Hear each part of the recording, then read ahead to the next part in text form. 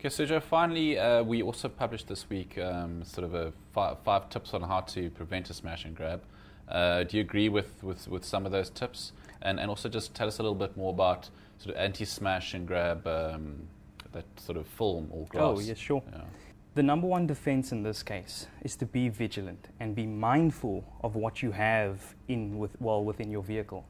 If you're going to be putting your groceries in the back seat, your laptop, a tog bag, for instance, you're leaving yourself open. You're leaving yourself vulnerable to these guys. They haven't watched you for a long while. They haven't been following you. This is a crime of opportunity, and the opportunity is there. I realize that a lot of us, myself included, sometimes walk down to the parking lot. You put your stuff in the back seat because it's apparently more convenient than putting in in the boot. But again, you're just leaving yourself vulnerable. So try, when you can, put your things either in the boot or under the seats, front seat even.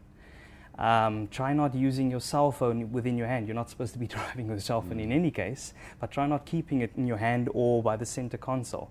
The guy who's begging at your window is going to be looking in. He'll see it, and that's the opportunity he'll take.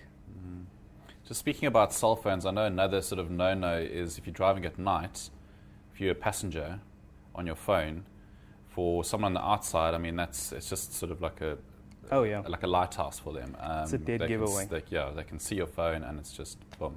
Yeah, they'll see the reflection. Once again, this comes to being mindful about your surroundings. You might think you're safe in your car, but the guy outside can see that cell phone glare from miles away. In fact, there have been incidents where they had guys report, say from bridges for instance, they'll phone ahead to the Oakers at a traffic light and they'll say, hey, look, this guy's got a cell phone, or they've got a laptop on. Get this person, here's the car.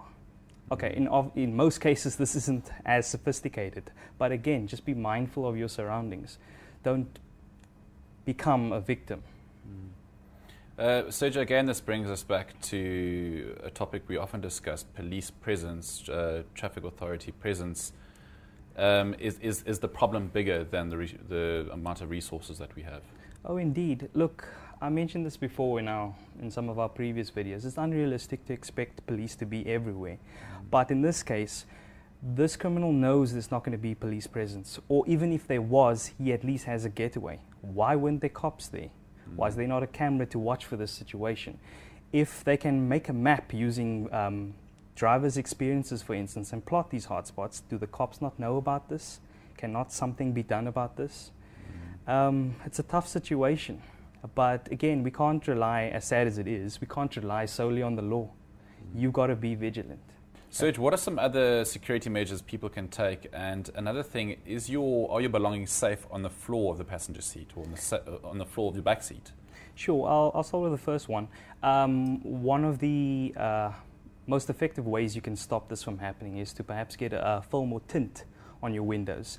As you can see in that clip, the guy is looking into your car. He's trying his best to pretend he's a beggar, but what he's really trying to do is to see if there are any valuables he can quickly grab. If you've got a tint on it, it makes them that much harder to actually see, and then you'll be less of a victim in this case. You'll go to somebody else. Another thing you could do is also get anti-smash and grab glass. It makes it that much harder to smash, even if it's not tinted. A crook's not going to stand there and start bashing away at your window. He'll want to do this quick, he'll want to grab what he can, and he wants to run away. If you make this even a little bit difficult for him, you'll prevent the chances of you being a victim of this crime. Another thing that people tend to do in traffic is stand right on the bumpers of the person in front of you. If there's a hijacking, or in this case a smash and grab, you've got no escape. You've left yourself no room to do anything. In this case, maybe you could have spotted the guy in your rear or side mirror, you could have seen him coming, and you maybe could have gotten away had you left yourself some room in front of you.